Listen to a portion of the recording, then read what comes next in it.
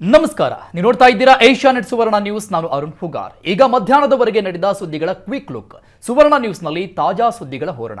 ಅರ್ಧ ಗಂಟೆಯಲ್ಲಿ ಕಂಪ್ಲೀಟ್ ಸುದ್ದಿ. ಇದು 2 PM ಎಕ್ಸ್ಪ್ರೆಸ್. ಬನ್ನಿ ಹಾಗಾದ್ರೆ ಏನೇನಾಯಿತು ಅಂತ ಫಟಾಫಟ್ ನೋಡೋಣ 2 PM ಎಕ್ಸ್ಪ್ರೆಸ್ನಲ್ಲಿ. ಬೆಂಗಳೂರು ಗ್ರಾಮಾಂತರದಿಂದ ಡಾಕ್ಟರ್ ಸಿಎನ್ ಮಂಜುನಾಥ್ ಸ್ಪರ್ಧೆ ಮಾಡ್ತಾರೆ ಎನ್ನಲಾಗ್ತಿದೆ. ಬಿಜೆಪಿಯಿಂದ ಡಾಕ್ಟರ್ ಚುನಾವಣಾ ಕಣಕ್ಕೆ ಇಳಿತಾರೆ ಎನ್ನಲಾಗ್ತಿದೆ. ಈಗಾಗಲೇ ಸ್ಪರ್ಧೆಗೆ ಮಂಜುನಾಥ್ ಒಲವು ವ್ಯಕ್ತಪಡಿಸಿದ್ದು, ಮಂಗಳವಾರ ಬಿಜೆಪಿ ನಾಯಕರ ಜೊತೆ ಎಚ್ಡಿಕೆ ಅಂತಿಮ ಮಾತುಕತೆ ಬಳಿಕ ಫೈನಲ್ ಆಗಲಿದೆ ಅಂತೆ. ಇನ್ನು ಸಂಸದ ಡಿಕೆ ಸುರೇಶ್ ವಿರುದ್ಧ ಮಂಜುನಾಥ್ ಸ್ಪರ್ಧೆ ಮಾಡಿದರೆ ಚುನಾವಣಾ ಕಣ ಮತ್ತಷ್ಟು ಕಾವೇರಲಿದ್ದು, ಹೈಕಮಾಂಡ್ ಹಾಗೂ ಕುಮಾರಸ್ವಾಮಿ ನಿರ್ಧಾರದ ಮೇಲೆ ಚಿತ್ತ ನೆಟ್ಟಿದೆ. ದೆಹಲಿಯಲ್ಲಿ ಇಂದು ಸಂಜೆ ಬಿಜೆಪಿ ಚುನಾವಣಾ ಸಮಿತಿ ಸಭೆ ನಡೆಯಲಿದೆ. ಕರ್ನಾಟಕದ ಅಭ್ಯರ್ಥಿಗಳ ಪಟ್ಟಿ ಕೂಡ ಫೈನಲ್ ಆಗಲಿದೆ.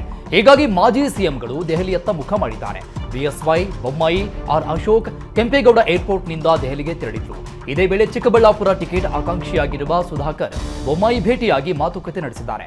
ಟರ್ಮಿನಲ್ 2 ಬಳಿ ಆಗಮಿಸಿದ ಮಾಜಿ ಸಚಿವ ಚಿಕ್ಕಬಳ್ಳಾಪುರ ಅಭ್ಯರ್ಥಿ ಸೇರಿದಂತೆ ಹಲವು ವಿಚಾರಗಳ ಬಗ್ಗೆ ಚರ್ಚೆ ನಡೆಸಿದ್ದಾರೆ.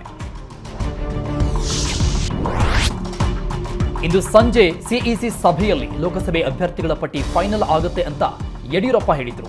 ಬೆಂಗಳೂರಲ್ಲಿ ಮಾತನಾಡಿದ ಬಿಎಸ್ವೈ, 28ಕ್ಕೆ 25 ಕ್ಷೇತ್ರ ಗೆದ್ದೇ ಗೆಲ್ತೀವಿ, ಯಾರಿಗೆ ಟಿಕೆಟ್ ಯಾರಿಗೆ ಕೊಡಲ್ಲ ಅಂತ ನನಗೆ ಗೊತ್ತಿಲ್ಲ ಅಂತ ಬಿಎಸ್ವೈ ಎಲ್ಲ ಹೈಕಮಾಂಡ್ ನಿರ್ಧಾರ ಮಾಡುತ್ತೆ ಅಂದ್ರು. ಇನ್ನು ಮೈಸೂರಲ್ಲಿ ಯಾರಿಗೆ ಟಿಕೆಟ್ ಸಿಗುತ್ತೆ ಎಂಬ ಪ್ರಶ್ನೆಗೆ ಇಲ್ಲಿ ಚರ್ಚೆ ಮಾಡಲ್ಲ, ಎಲ್ಲ ಹೈಕಮಾಂಡ್ ನಿರ್ಧಾರ ಮಾಡುತ್ತೆ ಅಂತ ಹೇಳಿದ್ದಾರೆ. ಬಿಜೆಪಿ ಸಿಇಸಿ ಸಭೆಗೆ ತೆರಳುವ ಮುನ್ನ ಆರ್ ಅಶೋಕ್ ಅಭ್ಯರ್ಥಿ ಟಿಕೆಟ್ ಫೈನಲ್ ಬಗ್ಗೆ ಮಾತನಾಡಿದರು. ಮೊನ್ನೆ ಹೋಗಿದ್ದಾಗ 80% ಕ್ಷೇತ್ರಗಳಿಗೆ ಚರ್ಚೆ ಆಯಿತು. ಇವತ್ತು ಉಳಿದ 20 ಕ್ಷೇತ್ರಗಳ ಬಗ್ಗೆ ಚರ್ಚೆ ನಡೆಯಲಿದೆ ಅಂತ ವಿಪಕ್ಷ ನಾಯಕ ಹೇಳಿದ್ರು. ಪ್ರತಿ ಕ್ಷೇತ್ರಗಳ ಬಗ್ಗೆ ಕೂಲಂಕುಷವಾಗಿ ಚರ್ಚೆ ಆಗಿದೆ. ಸರ್ವೆ ವರದಿ ಆಧರಿಸಿ ಎಲ್ಲ ಕ್ಷೇತ್ರಗಳಿಗೂ ಅಭ್ಯರ್ಥಿ ಆಯ್ಕೆ ಆಗಲಿದೆ ಅಂದರು. ಇನ್ನು 7-8 ಕ್ಷೇತ್ರಕ್ಕೆ ಅಭ್ಯರ್ಥಿ ಫೈನಲ್ ಆಗಬೇಕಿದ್ದು ಎಲ್ಲರೂ ಒಟ್ಟಿಗೆ ದೆಹಲಿಗೆ ಪ್ರಯಾಣ ಬೆಳೆಸಿದ್ದಾರೆ. ಲೋಕಸಭೆ ಎಲೆಕ್ಷನ್ಗೆ ಅಭ್ಯರ್ಥಿಗಳ ಫೈನಲ್ಗೆ ಬಿಜೆಪಿ ತಾಲೀಮು ಮಾಡ್ತಾ ಇದೆ. ಇಂದು ಸಂಜೆ ಸಿಇಸಿ ಸಭೆಯಲ್ಲಿ ಕರ್ನಾಟಕ ಪಟ್ಟಿ ಫೈನಲ್ ಕೂಡ ಆಗುವ ಸಾಧ್ಯತೆ ಇದೆ. ಇದರ ನಡುವೆ ರಾಜ್ಯದ 9 ಹಾಲಿ ಸಂಸದರಿಗೆ ಟಿಕೆಟ್ ಕೈ ತಪ್ಪುತ್ತಾ ಎಂಬ ಚರ್ಚೆ ನಡೀತಾ ಇದೆ. ಏಷ್ಯಾನೆಟ್ ಸುವರ್ಣ ನ್ಯೂಸ್ಗೆ ಸರ್ವೆಯ ಎಕ್ಸ್ಕ್ಲೂಸಿವ್ ರಿಪೋರ್ಟ್ ಸಿಕ್ಕಿದ್ದು, 9 ಸಂಸದರ ವಿರುದ್ಧ ನೆಗೆಟಿವ್ ವರದಿ ಬಂದಿದೆಯಂತೆ. ಈಗಾಗಲೇ ಬಿಜೆಪಿ ಹೈಕಮಾಂಡ್ ಪ್ರತಿ ಸಂಸದರ ಬಗ್ಗೆ 3 ಬಾರಿ ಸರ್ವೆ ನಡೆಸಿದೆ. ಇದರ ಆಧಾರದಲ್ಲೇ ಟಿಕೆಟ್ ಹಂಚಿಕೆಗೆ ಮುಂದಾಗಿದೆ. ಇದರ ಮಧ್ಯೆಯೇ 9 ಜನ ಸಂಸದರು ಕ್ಷೇತ್ರದಲ್ಲಿ ಸಂಚಾರವೇ ಮಾಡಿಲ್ಲ.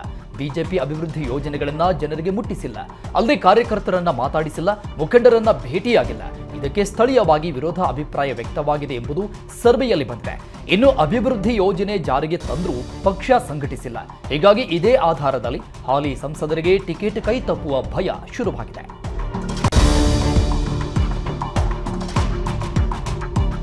ಮೈಸೂರಲ್ಲಿ ಬಿಜೆಪಿ ಟಿಕೆಟ್ ಹಾಲಿ ಸಂಸದರಿಗೆ ಸಿಗುತ್ತಾ? ಹೊಸ ಮುಖಕ್ಕೆ ಹೈಕಮಾಂಡ್ ಮಣೆ ಹಾಕುತ್ತಾ ಎಂಬ ಚರ್ಚೆ ಶುರುವಾಗಿದೆ. ಇನ್ನೆರಡು ದಿನದಲ್ಲಿ ಟಿಕೆಟ್ ಯಾರಿಗೆ ಎಂಬ ಕುತೂಹಲಕ್ಕೂ ತೆರೆ ಬೀಳಲಿದೆ. ಇದಕ್ಕೆ ಪ್ರತಿಕ್ರಿಯಿಸಿದ ಸಂಸದ ಪ್ರತಾಪ್ ಸಿಂಹ, ಸಂಘದ ಆಶೀರ್ವಾದ, ಪಕ್ಷದ ಬಲದಿಂದ ಗೆದ್ದಿದ್ದೆ. ಪಕ್ಷ ನನ್ನ ಯಾವತ್ತೂ ಕೈ ಬಿಡಲ್ಲ ಎಂಬ ನಂಬಿಕೆ ಇದೆ ಅಂತ ಸಂಸದ ಹೇಳಿದ್ದಾರೆ. ಇನ್ನು ನಾನು ಮೊದಲ ಬಾರಿ ಮೋದಿ ಹೆಸರಲ್ಲಿ ಗೆದ್ದೆ, 2ನೇ ಬಾರಿ ಅವರ ಹೆಸರಲ್ಲೇ ವಿನ್ ಆದೆ, 3ನೇ ಬಾರಿಯೂ ಅವರ ನೇಮ್ನಲ್ಲಿ ಗೆಲ್ತೀನಿ ಎನ್ನುವ ಮೂಲಕ ಈ ಬಾರಿ ನನಗೆ ಟಿಕೆಟ್ ಸಿಗುತ್ತೆ ಅಂತ ಪ್ರತಾಪ್ ಸಿಂಹ ವಿಶ್ವಾಸ ವ್ಯಕ್ತಪಡಿಸಿದ್ದಾರೆ. ಮೈಸೂರಲ್ಲಿ ಈ ಬಾರಿ ಪ್ರತಾಪ್ ಸಿಂಹಗೆ ಟಿಕೆಟ್ ಸಿಗಲ್ಲ ಎಂಬ ಚರ್ಚೆ ಜೋರಾಗಿದೆ. ಪ್ರತಾಪ್ ಬದಲು ಯದುವೀರ್ ಒಡೆಯರ್ಗೆ ಮಣೆ ಹಾಕಲು ಬಿಜೆಪಿ ಮುಂದಾಗಿದೆ ಎಂಬ ಚರ್ಚೆ ಶುರುವಾಗಿದೆ. ಇದರ ಮಧ್ಯೆಯೇ ಸಂಸದರ ಬೆನ್ನಿಗೆ ಒಕ್ಕಲಿಗರ ಯುವ ವೇದಿಕೆ ನಿಂತಿದೆ. ಪ್ರತಾಪ್ ಸಿಂಹ ಎಲೆಕ್ಷನ್ ಗೆದ್ದ ಬಳಿ ಸುಮ್ಮನೆ ಕುಳಿತಿಲ್ಲ ಅಂತ ಒಕ್ಕಲಿಗರ ಯುವ ಮುಖಂಡ ಸತೀಶ್ ಗೌಡ, ಪ್ರತಾಪ್ 10 ವರ್ಷದಿಂದ ಅತ್ಯುತ್ತಮ ಕೆಲಸ ಮಾಡಿದ್ದಾರೆ, ಅಭಿವೃದ್ಧಿ ವಿಚಾರವಾಗಿ ಪ್ರತಾಪ್ ಸಿಂಹ ರಾಜಿಯಾಗಿಲ್ಲ, ಒಕ್ಕಲಿಗರಿಗೆ ಇರುವ ಕ್ಷೇತ್ರ ಕಿತ್ತುಕೊಳ್ಳುವುದು ಸರಿಯಲ್ಲ ಅಂತ ಆಕ್ರೋಶ ಹೊರಹಾಕಿದ್ರು.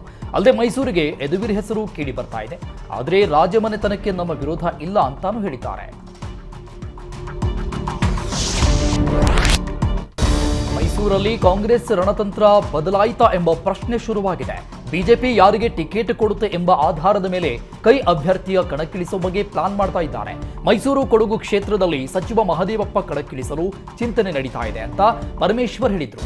ಸಚಿವ ಮಹದೇವಪ್ಪ ಒಪ್ಪದಿದ್ರೆ ಪುತ್ರ ಸುನಿಲ್ ಬೋಸ್ಗೆ ಟಿಕೆಟ್ ಕೊಡಬೇಕು ಅಂತಿದೆ. ಬಿಜೆಪಿ ಟಿಕೆಟ್ ಮೇಲೆ ಕಾಂಗ್ರೆಸ್ ಅಭ್ಯರ್ಥಿ ನಡೆಯಿದ್ದು, ಪರಮೇಶ್ವರ ಮಾತು ಲೋಕಸಭೆ ಎಲೆಕ್ಷನ್ ಹೊತ್ತಲ್ಲೇ ಭಾರೀ ಕುತೂಹಲ ಕೆರಳಿಸಿದೆ.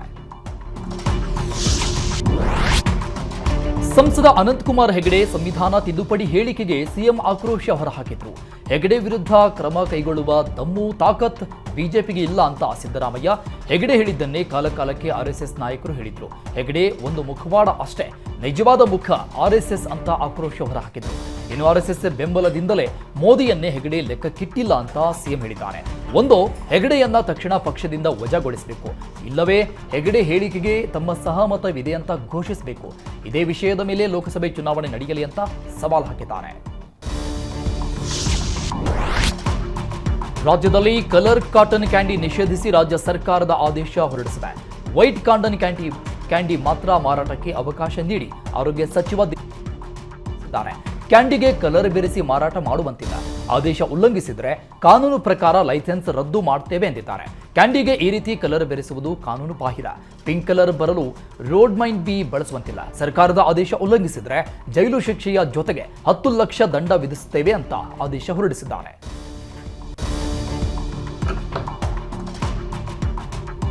ಬೆಂಗಳೂರಿನ ರಾಮೇಶ್ವರಂ ಕೆಫೆ ಬಾಂಬ್ ಸ್ಫೋಟ ಪ್ರಕರಣ ದಿನದಿನಕ್ಕೂ ಕಗ್ಗಂಟಾಗಿದೆ. 11 ದಿನ ಕಳೆದರೂ ಬಾಂಬರ್ ಎಲ್ಲಿದ್ದಾನೆ ಎಂಬ ಸುಳಿವು ಮಾತ್ರ ಸಿಗ್ತಾ ಇಲ್ಲ. ಬೆಂಗಳೂರಿಂದ ಬಳ್ಳಾರಿಯವರೆಗೂ ಶಂಕಿತನ ಜಾಡು ಹಿಡಿದು ಎನ್ಐಎ ಅಧಿಕಾರಿಗಳು ತಲಾಶ್ ಮಾಡ್ತಾ ಇದ್ದಾರೆ. ಆದರೆ ಇತ್ತ ಪರಮೇಶ್ವರ್ ಮಹತ್ವದ ಸುಳಿವು ಸಿಕ್ಕಿದೆ ಅಂತ ಹೇಳಿದ್ದಾರೆ. ಬೆಂಗಳೂರಲ್ಲಿ ಮಾತನಾಡಿದ ಗೃಹ ಸಚಿವ ಪರಮೇಶ್ವರ್, ಕೆಫೆಯಲ್ಲಿ ಬಾಂಬ್ ಇಟ್ಟ ಉಗ್ರ ಯಾರು ಅಂತ ಗೊತ್ತಾಗಿದೆ. ಎನ್ಐಎ ತಂಡದಿಂದ ಬಾಂಬರ್ ಹಿಡಿಯುವ ಪ್ರಯತ್ನ ಆಗ್ತಾ ಇದೆ. ಶೀಘ್ರದಲ್ಲೇ ಉಗ್ರನ ಬಂಧನ ಮಾಡ್ತೇವೆ ಅಂತ ಪರಮೇಶ್ವರ್ ಹೇಳಿದ್ದಾರೆ. ಸಿಎಂ ಡಿಸಿಎಂ ಗೃಹ ಸಚಿವರಿಗೆ ಇಮೇಲ್ ಮಾಡಿ ಬಾಂಬ್ ಬೆದರಿಕೆ ಹಾಕಿದ್ದವರಿಗೆ ತೀವ್ರ ಹುಡುಕಾಟ ನಡೆಸಲಾಗುತ್ತಿದೆ. ರಾಜ್ಯದ ಗಣ್ಯರನ್ನೇ ಟಾರ್ಗೆಟ್ ಮಾಡಿದನ ಆಗಂತುಕ ಇಮೇಲ್ ಮಾಡಿದ್ದು ಸೈಬರ್ ಸೆಲ್ ಅಧಿಕಾರಿಗಳು ಮಹತ್ವದ ಮಾಹಿತಿ ಕಲೆ ಹಾಕ್ತಾ ಇದ್ದಾರೆ. ಟಾರ್ ವೈಬ್ ಸೈಟ್ನಿಂದ ಮೆಸೇಜ್ ಮಾಡಿರುವುದು ಬೆಳಕಿಗೆ ಬಂದಿದ್ದು, ಗೌಪ್ಯತೆಗೆ ಹೆಚ್ಚು ಪ್ರಾಮುಖ್ಯತೆ ನೀಡುವ ಟಾರ್ ವೈಬ್ ಸೈಟ್ನಿಂದ ಇಮೇಲ್ ಮಾಡಿದ್ದಾರೆ ಎನ್ನಲಾಗ್ತಿದೆ. ಇನ್ನು ರಾಮೇಶ್ವರಂ ಕೆಫೆ ಬಾಂಬ್ಗೂ ಇಮೇಲ್ಗೂ ಲಿಂಕ್ ಇದೆ ಎನ್ನಲಾಗ್ತಾ ಇದ್ದು, ಈಗಾಗಲೇ ಸಿಸಿಬಿ ಹಲವು ಆಯಾಮಗಳಲ್ಲಿ ತನಿಖೆ ನಡೆಸ್ತಾ ಇದೆ. ಇನ್ನು ನಗರದ ಸೂಕ್ಷ್ಮ ಜನಸಂದಣಿ ಪ್ರದೇಶದಲ್ಲಿ ಕಟ್ಟೆಚ್ಚರ ವಹಿಸಲಾಗಿದೆ. ಶಾಸಕ ಪೊನ್ನಣ್ಣ ದ್ವೇಷ ರಾಜಕಾರಣ ಮಾಡ್ತಾ ಇದ್ದಾರೆಂದು ಆರೋಪಿಸಿ ಹಿಂದೂ ಸಂಘಟನೆಗಳ ಕಾರ್ಯಕರ್ತರು ವಿರಾಜಪೇಟೆಯಲ್ಲಿ ಪ್ರತಿಭಟನೆ ನಡೆಸಿದ್ದಾರೆ. ಶಾಸಕ ಪೊನ್ನಣ್ಣ ವಿರುದ್ಧ ಧಿಕ್ಕಾರ ಕೂಗಿ ಆಕ್ರೋಶ ವ್ಯಕ್ತಪಡಿಸಿದ್ದಾರೆ. ಶಾಸಕರು ಹಿಂದೂ ಪರ ಸಂಘಟನೆಗಳ ಕಾರ್ಯಕರ್ತರ ಮೇಲೆ ಸುಳ್ಳು ಪ್ರಕರಣ ದಾಖಲಿಸ್ತಾ ಇದ್ದಾರೆ.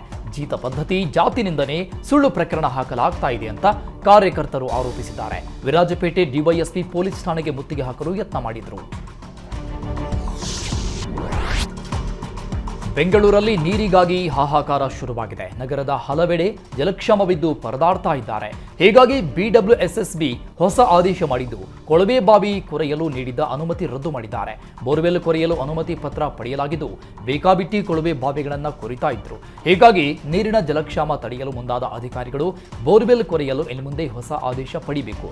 ಈ ಹಿಂದೆ ಇದ್ದ ಎಲ್ಲ ಆದೇಶ ರದ್ದು ಮಾಡಿ ಆದೇಶ ಕೊಟ್ಟಿದ್ದಾರೆ. ಬೆಂಗಳೂರಲ್ಲಿ ನೀರಿನ ಸಮಸ್ಯೆಗೆ ಜಲಸಂಪನ್ಮೂಲ ಸಚಿವ ಡಿಕೆ ಶಿವಕುಮಾರ್ ಬೇಸರ ಹೊರಹಾಕಿದ್ದಾರೆ. 30 ರಿಂದ 40 ವರ್ಷಗಳಿಂದ ಇಂತಹ ಬರ ಬಂದಿರಲಿಲ್ಲ. 14,000 ಬೋರ್ವೆಲ್ಗಳಲ್ಲಿ 7,000 ಕೊಳವೆ ಬಾವಿಗಳು ಬತ್ತಿ ಹೋಗಿವೆ ಅಂದರು. ಇನ್ನು ಕಾವೇರಿ ನೀರು ಎಲ್ಲಿ ಒದಗಿಸಬೇಕು ಅಲ್ಲಿಗೆ ಒದಗಿಸಿಕೊಡ್ತೀವಿ ಅಂತ ಡಿಕೆಶಿ ನೀರು ಇಲ್ಲ ಅನ್ನೋರಿಗೆ ಟ್ಯಾಂಕರ್ಗಳಲ್ಲಿ ನೀರು ಕೊಡ್ತಾ ಇದ್ದೇವೆ, ಅಕ್ರಮ ಟ್ಯಾಂಕರ್ ದಂಧೆಗೆ ಕಡಿವಾಣ ಹಾಕೋದಾಗಿ ಹೇಳಿದ್ದಾರೆ. ಇನ್ನು ಬಿಜೆಪಿ ವಿರುದ್ಧವೂ ವಾಗ್ದಾಳಿ ನಡೆಸಿದ ಡಿಕೆಶಿ ಮೇಕೆದಾಟು ಬಗ್ಗೆ ಬಿಜೆಪಿ ಅವರು ಮಾತಾಡ್ತಾರೆ, ಅದನ್ನ ಮಾತಾಡೋದು ಬಿಟ್ಟು ಕೇಂದ್ರದಿಂದ ಅನುಮತಿ ಕೊಡಿಸಲಿ ಅಂತ ಆಕ್ರೋಶ ಹೊರಹಾಕಿದ್ದಾರೆ.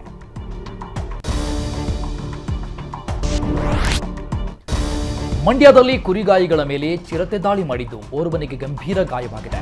ಕಿರಗಂದೂರು ಗ್ರಾಮದಲ್ಲಿ ಜಮೀನಲ್ಲಿ ಕುರಿಗಾಹಿಗಳ ಗುಂಪಿತ್ತು. ಈ ವೇಳೆ ಏಕಾಏಕಿ ಕುರಿಗಳ ಮೇಲೆ ದಾಳಿ ನಡೆಸಿದೆ. ಆದರೆ ಇದನ್ನು ತಡೆಯಲು ಬಂದ ವ್ಯಕ್ತಿಗೆ ಅಟ್ಯಾಕ್ ಮಾಡಿದ್ದು ಗಂಭೀರ ಗಾಯವಾಗಿದೆ. ಗಾಯಗೊಂಡ ಕುರಿಗಾಹಿಯನ್ನ ಮಂಡ್ಯ ಮಿಮ್ಸ್ ಆಸ್ಪತ್ರೆಗೆ ದಾಖಲಿಸಲಾಗಿದೆ. ಅಲ್ಲದೆ ಅರಣ್ಯಾಧಿಕಾರಿಗಳು ಸೂಕ್ತ ಕ್ರಮ ವಹಿಸುವಂತೆ ಗ್ರಾಮಸ್ಥರು ಆಗ್ರಹಿಸಿದ್ದಾರೆ.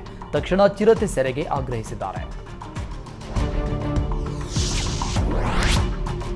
ಕಾನೂನು ಬಾಹಿರವಾಗಿ ಆಟೋ ರಿಕ್ಷಾ ಓಡಿಸ್ತಾ ಇದ್ದ ವ್ಯಕ್ತಿಯನ್ನ ಟ್ರಾಫಿಕ್ ಪೊಲೀಸರು ತಡೆದು ದಂಡ ಹಾಕಿದ್ರು. ಇದಕ್ಕೆ ಆಕ್ರೋಶಗೊಂಡ ಆಟೋ ಡ್ರೈವರ್ ಪೊಲೀಸ್ ಹಾಗೂ ಸರ್ಕಾರಿ ವಾಹನ ಸೇರಿ ಆಟೋ ರಿಕ್ಷಾಕ್ಕೆ ಪೆಟ್ರೋಲ್ ಸುರಿದು ಬೆಂಕಿ ಹಚ್ಚಲು ಮುಂದಾಗಿರುವ ಘಟನೆ ಬಂಟ್ವಾಳದಲ್ಲಿ ನಡೆದಿದೆ. ಗೂಡಿನ ಬಳಿ ನಿವಾಸಿ ಮೊಹಮ್ಮದ್ ಅನ್ಸಾರ್ ಮೊಬೈಲ್ನಲ್ಲಿ ಮಾತನಾಡುತ್ತಾ ಆಟೋ ಓಡಿಸ್ತಾ ಇದ್ದ. ಇದನ್ನು ತಡೆದ ಪೊಲೀಸರು 2,000 ದಂಡ ಹಾಕಿ ನೋಟಿಸ್ ಕೊಟ್ಟರು. ಇದಕ್ಕೆ ಬೀದಿ ರಂಪಾಟ ಮಾಡಿ ಹಲ್ಲೆ ಮಾಡಿದ್ದಾನೆ. ಇದು ಬಂಟ್ವಾಳ ಪೊಲೀಸ್ ಠಾಣೆಯಲ್ಲಿ ದೂರು ದಾಖಲಾಗಿದ್ದು ಆರೋಪಿಗಾಗಿ ಬಲೆ ಬೀಸಿದ್ದಾರೆ. ಬೆಂಗಳೂರು ಅಂತಾರಾಷ್ಟ್ರೀಯ ವಿಮಾನ ನಿಲ್ದಾಣದಲ್ಲಿ ಇಂದಿನಿಂದ ಇಂದಿರಾ ಕ್ಯಾಂಟೀನ್ ಪ್ರಾರಂಭವಾಗಿದೆ. ಇದಕ್ಕೆ ಸಿಎಂ ಸಿದ್ದರಾಮಯ್ಯ, ಡಿಸಿಎಂ ಡಿಕೆಶಿ ಚಾಲನೆ ಕೊಟ್ಟರು. ಸರ್ಕಾರ ಬಿಬಿಎಂಪಿ ವತಿಯಿಂದ ವಿಮಾನ ನಿಲ್ದಾಣ ಪಾರ್ಕಿಂಗ್ 7ರಲ್ಲಿ ಕ್ಯಾಂಟೀನ್ ತಲೆ ಎತ್ತಿದ್ದು, ಇದು ಕ್ಯಾಬ್ ಚಾಲಕರಿಗೆ ಅನುಕೂಲವಾಗಲಿದೆ. ಅಲ್ಲದೆ ಇದೇ ಜಾಗದಲ್ಲಿ 2 ಕ್ಯಾಂಟೀನ್ಗಳ ನಿರ್ಮಿಸಲಾಗಿದ್ದು ನೂರಾರು ಮಂದಿಗೆ ಅನುಕೂಲವಾಗಲಿದೆ. ಇನ್ನು ಇಂದಿರಾ ಕ್ಯಾಂಟೀನ್ನಲ್ಲೇ ಸಿಎಂ ಡಿಸಿಎಂ ಊಟ ಮಾಡಿ ಜನರು ಇದರ ಅನುಕೂಲ ಪಡೆಯುವಂತೆ ಮನವಿ ಮಾಡಿಕೊಂಡಿದ್ದಾರೆ. ಚುನಾವಣಾ ಬಾಂಡ್ ವಿಷಯದಲ್ಲಿ ಮಾಹಿತಿ ಮುಚ್ಚಿಡ್ತಾ ಇದ್ದಾರೆ ಅಂತ ಪ್ರಶ್ನಿಸಿ ನೂರಾರು ಕಾಂಗ್ರೆಸ್ ಕಾರ್ಯಕರ್ತರು ಪ್ರತಿಭಟನೆ ನಡೆಸಿದರು. ಮೈಸೂರು ಬ್ಯಾಂಕ್ ಸರ್ಕಲ್ನಲ್ಲಿ ಯುವ ಕಾಂಗ್ರೆಸ್ ಕಾರ್ಯಕರ್ತರು ಕೇಂದ್ರದ ವಿರುದ್ಧ ಘೋಷಣೆ ಕೂಗಿ ಬ್ಯಾಕ್ಗೆ ಮುತ್ತಿಗೆ ಹಾಕಲು ಮುಂದಾದರು. ಈ ವೇಳೆ ಪ್ರತಿಭಟನಾಕಾರರ ಪೊಲೀಸರು ಬಂಧಿಸುವ ವೇಳೆ ಭಾರೀ ಹೈಡ್ರಾಮಾ ನಡೆಯಿತು. ತಳ್ಳಾಟ ನೂಕಾಟ ಮಧ್ಯೆ ಹಲವು ಮಂದಿಯನ್ನ ವಶಕ್ಕೆ ಪಡೆದರು. ಇನ್ನು ಚುನಾವಣಾ ಬಾಂಡ್ ವಿಷಯದಲ್ಲಿ ಮಾಹಿತಿ ಬಹಿರಂಗ ಮಾಡಬೇಕು ಅಂತ ಆಗ್ರಹಿಸಿದ್ದಾರೆ.